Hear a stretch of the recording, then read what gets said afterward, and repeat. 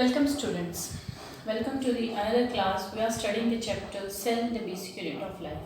इसका जो last video lecture था उसमें हमने सेल मेम्ब्रेन, प्लाज्मा मेम्ब्रेन या प्लाज्मा लेमा का जो मोस्ट एक्सेप्टेड मॉडल है that is fluid mosaic model which was given by Singer and Nicolson in 1972 उसको डिटेल में डिस्कस किया था कि एक्चुअल में जो सेल मेम्ब्रेन है, प्लाज्मा मेम्ब्रेन है, उसका स्ट्रक्चर कैसा होता है।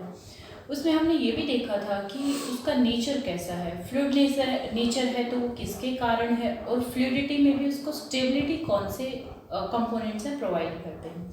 आज हम देखते हैं सेल मेम्ब्रेन, प्लाज्मा मेम्ब्रेन के अक्रॉस ट्रांसपोर्टेशन कैसे होता है। देखिए जैसे सेल है, उसकी आउटरमोस्ट बाउंड्री हो गई सेल मेम्ब्रेन, प्लाज्मा मेम्ब्रेन। तो सेल में अगर कोई भी सब्सटेंस एंटर करेगा या उससे बाहर जाएगा तो उसे किसको क्रॉस करना पड़ेगा? सेल मेम्ब्रेन, प्लाज्मा मेम्ब्रेन को क्रॉस करना पड़ेगा। तो transport of substances across the cell membrane या प्लाज्मा मेम्ब्रेन कैसे होता है वो इस वीडियो लेक्चर में हम देखते हैं। तो today we are discussing the types of transport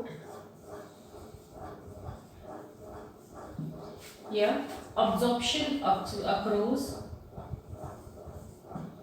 cell membrane.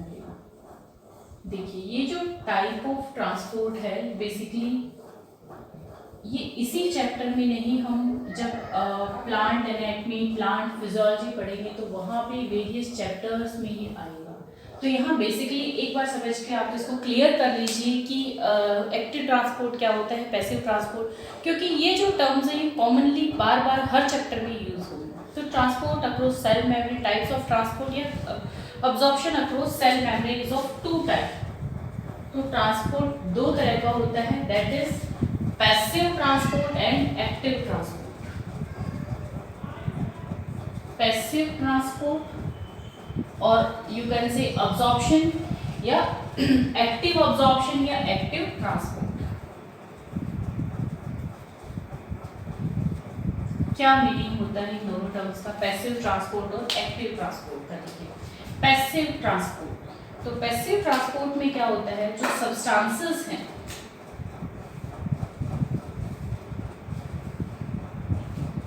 तो पैसिव ट्रांसपोर्ट में क्या होता है, जो सब्सटेंसेस हैं, substances move from higher to lower concentration. कहाँ मूव करेंगे? From higher to lower concentration. जहां उनकी अमाउंट कंसंट्रेशन ज्यादा है वहां से वो किसकी तरफ जाएंगे? लोअर कंसंट्रेशन की तरफ। वैसे भी कॉमनली चीज अगर हम बात करें, कोई सब्सटेंस बात करें तो कहाँ से कहाँ जाती है? पानी कहाँ से कहाँ जाएगा? जहाँ ज़्यादा है वहाँ से कम की तरफ। या फिर गैसियस मॉलिक्यूल्स की बात करें, जहाँ ज़्यादा है वहाँ की तरफ जाएंगे।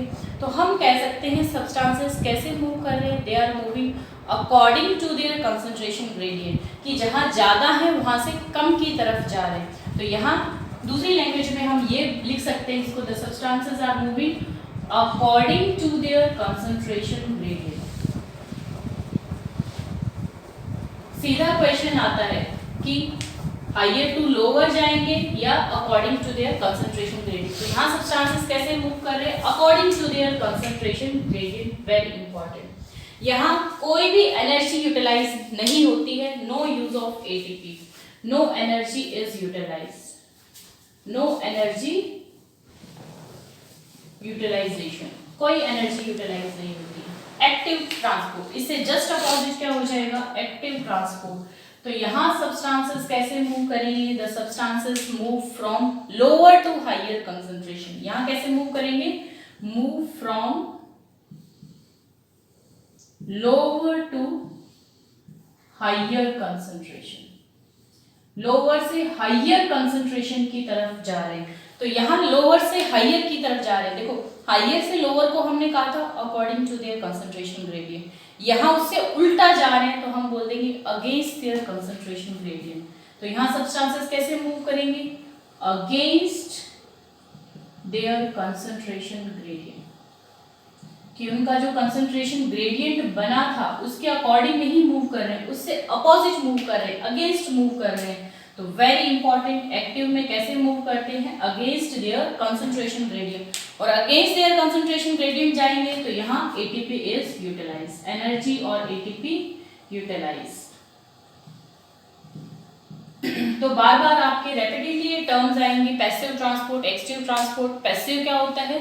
पैसिव है, कोई भी एनर्जी यूटिलाइज नहीं होगी। एक्टिव, यहाँ से एक्टिवली काम करेगी, एनर्जी यूटिलाइज करके सब्सटेंसेस को अपने उसके अंदर भी जाएंगे, उससे बाहर भी जाएंगे। चलिए पहले पैसिव ट्रांसपोर्ट को देखते हैं। Passive transport is of further 3 types, that is simple diffusion,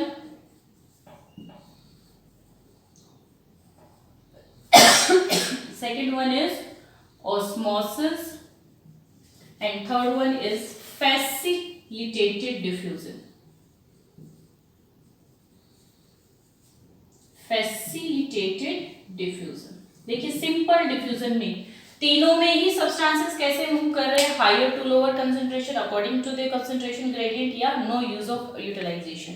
simple diffusion, simple diffusion किसके लिए टर्म यूज करते हैं? कॉमनली गैसेस, जब gases higher to lower concentration जाती हैं, मोस्टली O2 CO2, तो जब O2 एंड CO2 का एक्सचेंज होता है, मोस्टली O2 CO2 का जब एक्सचेंज होगा, हाई टू लो कंसंट्रेशन जब जाएंगे, तो उसके लिए हम क्या टर्म यूज करेंगे कि ऑक्सीजन का या कार्बन डाइऑक्साइड का क्या हो रहा है? डिफ्यूजन हो रहा है, सिंपल डिफ्यूजन हो रहा है। और दूसरा इसका एग्जाम्पल है, that is fat soluble vitamin. Fat soluble vitamin, human body की बात करें तो कौन से होते हैं? Fat soluble vitamin. और फैट सॉल्युबल विटामिन कौन से होते हैं? विटामिन ए, डी, ई, के। इसको आप एडेक्स से याद कर सकते हैं। कौन कौन से विटामिन होते हैं? ए, डी, ई एंड के। तो अगर ये higher to lower concentration move कर रहे हैं, मोस्टली गैसेस, तो उसके लिए क्या टर्म यूज करेंगे? Simple diffusion. दूसरा आता है ऑस्मोसिस। ऑस्मोसिस भी जब हम प्लांट फिजियोलॉजी में ट्रांसपोर्ट इन प्लांट्स पढ़ेंगे, वहाँ ये टर्म दोबारा से आएंगी। यहाँ हम एनिमल के कॉन्ट्रास्ट में इनको देख रहे हैं कि क्या होता है एनिमल सेल के कॉन्ट्रास्ट में। तो ऑस्मोसिस मोस्टली किसके लिए टर्म यूज की जाती है? Water molecule. जो water molecule higher to lower concentration move करता है, यहाँ वहाँ हम स्टडी करेंगे, मेम्ब्रेन में इन्वॉल्व होती है, लेकिन जब वो higher to lower concentration water molecules का मूवमेंट होता है, तो उसके लिए क्या टर्म यूज करेंगे? ऑस्मोसिस। तो ऑस्मोसिस बेसिकली किसका होता है? वाटर मॉलिक्यूल्स, वाटर मॉलिक्यूल्स का। थर्ड देखिए फैसिलिटेटेड डिफ्यूजन। फैसिलिटेटेड डिफ्यूजन क्या है? ये एक टाइप का डिफ्यूजन ही है। क्या है? डिफ्यूजन ही है। लेकिन यहाँ क्या होगा? जैसे हमने सेल मेम्ब्रेन, प्लाज्मा मेम्ब्रेन का स्ट्रक्चर किया था, प्लाज्मा मेम्ब्रेन के स्ट्रक्चर में क्या होते हैं? लिपिड की बाई लेयर और बीच बीच में क्या होंगे? प्रोटीन मॉलिक्यूल होंगे। तो यहाँ क्या होता है? ये जो प्रोटीन मॉलिक्यूल, जो सब्सटेंसेस हैं, वो हायर टू लोअर कंसंट्रेशन तो मूव कर ही रहे हैं, लेकिन वो मूवमेंट किसकी हेल्प से हो रही है? इन प्रोटीन की हेल्प से हो रही है, क्योंकि जो मॉलिक्यूल हैं वो कैसे हैं? Lipid insoluble. वो लिपिड इनसॉल्युबल है, वो सीधा इस मेम्ब्रेन को क्रॉस नहीं कर सकते, इसीलिए क्या होता है? वो इन प्रोटीन मॉलिक्यूल के थ्रू ट्रांसपोर्ट होते हैं। यहाँ पे ये प्रोटीन मॉलिक्यूल ट्रांसपोर्टर का काम कर रहा है, या फिर हम कह सकते हैं यहाँ कैरियर का काम कर रहा है। ये प्रोटीन, इंट्रिंसिक प्रोटीन ही किसका काम कर रहा है? कैरियर का। तो फैसिलिटेटेड डिफ्यूजन एक टाइप का डिफ्यूजन ही है, लेकिन इट इज फैसिलिटेटेड या it is helped with the help of carrier molecule. ये होता किसकी हेल्प से है?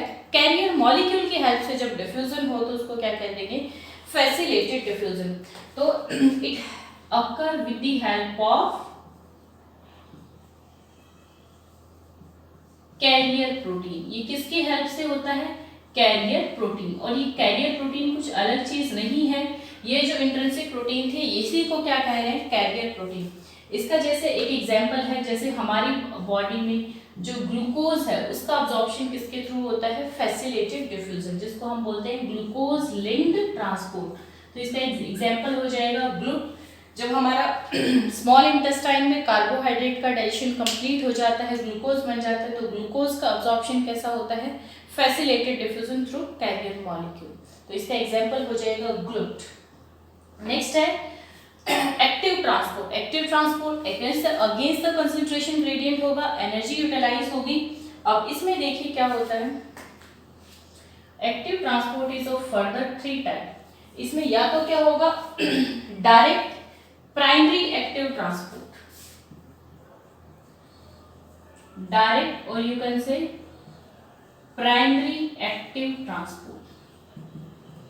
जब एनर्जी एटीपी डायरेक्टली यूज होती है तो उसको हम क्या कहेंगे, डायरेक्ट या प्राइमरी एक्टिव ट्रांसपोर्ट मॉलिक्यूल। क्या होता है देखिए, इसका एग्जांपल देखिए, एग्जांपल से आपको डायरेक्ट समझ आ जाएगा।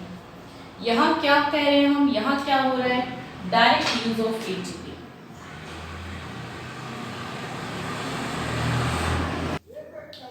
यस, एक्टिव ट्रांसपोर्ट में फर्स्ट है प्राइमरी डायरेक्ट या प्राइमरी एक्टिव ट्रांसपोर्ट। इसमें क्या हो रहा है, डायरेक्ट यूज ऑफ एटीपी। इसके एग्जांपल से आपको मैं समझाती हूँ। जैसे इसका एग्जांपल है सोडियम पोटेशियम एक्सचेंज पंप।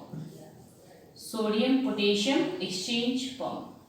ये सोडियम पोटेशियम एक्सचेंज पंप क्या करता है, जैसे ये एक सेल है, ये इसकी सेल मेम्ब्रेन होगी, इसके अंदर जो प्रोटीन्स होंगे वो किसका काम करेंगे, पंप का काम करेंगे।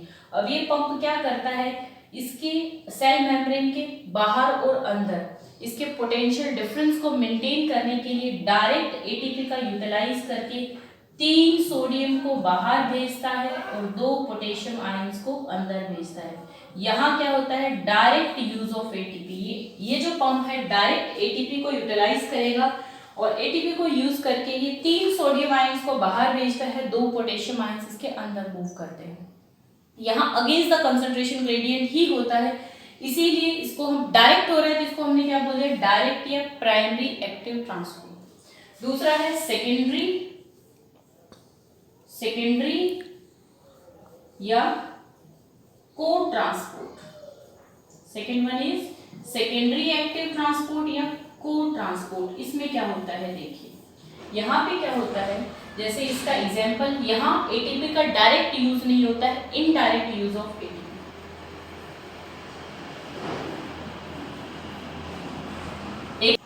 सेकेंड वन इज सेकेंडरी और को ट्रांसपोर्ट। यहाँ पे क्या होता है, इनडायरेक्ट यूज ऑफ एटीपी होता है। जैसे इसको एग्जांपल से एक्सप्लेन करती हूँ मैं आपको।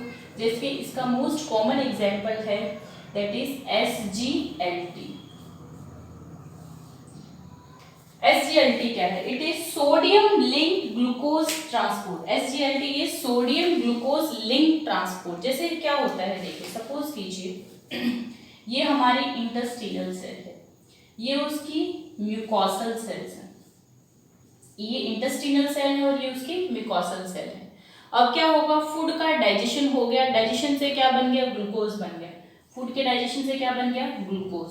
तो कुछ ग्लूकोज तो क्या होता है, डायरेक्ट बाय सिंपल डिफ्यूजन पहले higher to lower concentration move करेगा थ्रू फैसिलिटेटेड डिफ्यूजन में, जिसको हमने क्या बोल दिया, ग्लूकोज लिंक्ड ट्रांसपोर्ट। बाद में क्या होता है, जब उसकी कंसंट्रेशन कम हो जाती है, पहले higher to lower concentration move कर रहा है, लेकिन जब ग्लूकोज की कंसंट्रेशन कम रह जाती है तो क्या होता है, ये जो ग्लूकोज है ये सोडियम आयंस के साथ लिंक होके इंटेस्टिनल सेल्स में जाता है, सेल्स उसको अब्सॉर्ब करती हैं ताकि सारा का सारा ग्लूकोज वो जब डाइजेस्ट हुआ है उसको अब्सॉर्ब कर पाए। तो सेकेंडली क्या होता है, ग्लूकोज सोडियम के साथ लिंक होके अब्सॉर्ब होता है इंटेस्टिनल सेल में, इसीलिए इसको हमने क्या बोल दिया, सोडियम ग्लूकोज लिंक्ड ट्रांसपोर्ट। यहाँ देखिए क्या हो रहा था, ग्लूकोज सीधा जा रहा था, किसी के साथ लिंक नहीं हो रहा था, यहाँ सोडियम आयंस के साथ बाइंड होके अंदर जा रहा है, इसीलिए इसको हमने क्या बोल दिया, को ट्रांसपोर्ट या क्या कह दिया, secondary active transport. Now the third one is bulk transport. नाम से ही पता चल रहा है बल्क क्या होता है, कोई चीज बहुत अमाउंट में हो तो उसको क्या कह देते हैं, बल्क ट्रांसपोर्ट। और इसका एक ही एग्जांपल है, एग्जांपल से ही आपको याद हो जाएगा। जैसे अमीबा जो सेल्स होते हैं उनके अंदर एक्सोसाइटोसिस एंडोसाइटोसिस किसके थ्रू होता है, बल्क ट्रांसपोर्ट। तो इन अमीबा के अंदर क्या होता है, exocytosis and endocytosis. Exocytosis, cell से कुछ रिपेल करना है तो वो किसके थ्रू होगा, एक्सोसाइटोसिस, वहां लार्ज अमाउंट ऑफ मॉलिक्यूल सीधा बाहर रिपेल किया जाता है। एंडोसाइटोसिस, वेसिकल बनाएंगे, बहुत सारा मटेरियल सेल मेम्ब्रेन से अंदर चला जाता है, तो बहुत सारा मटेरियल एक साथ जा रहा है तो क्या बोलते हैं इसको, बल्क ट्रांसपोर्ट। तो these are the basic types of active and passive transport. इसमें बेसिकली आपको ये लर्न करना है पैसिव में कहाँ से कहाँ सब्सटेंसेस जाते हैं, एक्टिव में कहाँ कहाँ जाते हैं। कौन सा अगेंस्ट कंसंट्रेशन ग्रेडियंट है, कौन सा अकॉर्डिंग टू कंसंट्रेशन ग्रेडियंट है। डायरेक्ट क्वेश्चन आते हैं, बार बार आपके डिफरेंट चैप्टर्स में ये टर्म यूज होंगी। Active transport, passive transport, human physiology में भी यूज होंगी और प्लांट, जब हम प्लांट फिजियोलॉजी करेंगे वहां भी यूज होंगी। तो ये यहाँ पे आपको क्लियर हो जाना चाहिए। अब इसके जो नेक्स्ट वीडियो लेक्चर होगा उसमें यूकैरियोटिक सेल के जो इंटरनल स्ट्रक्चर्स हैं, जो ऑर्गेनेलीज हैं, हम उनको 1 बाय 1 स्टडी करेंगे। टिल देन आप इसको अच्छे से रीड कीजिए।